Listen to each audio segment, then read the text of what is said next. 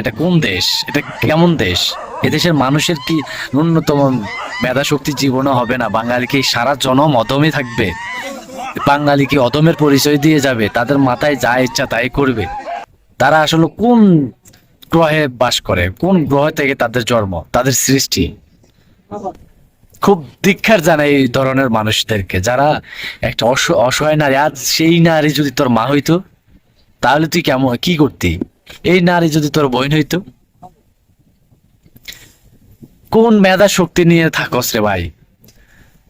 তো করে যদি কোটি কোটি কোটি কোটি করে, তাহলেও দুঃখ, মানে তাহলেও তারপরও একটু দুঃখ থাকবো যে আরো করা দরকার ছিল, কারণ তোরা এতটাই বাটপার, এতটা ফাসন্ড।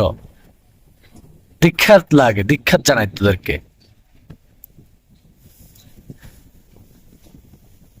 ওহ, মস্তিষ্কহীন একটা বাংলাদেশ। দেশের মানুষ দেখছো, দৃশ্যটা দেখছো, দেশের মানুষের কন্ডিশনটা দেখছো।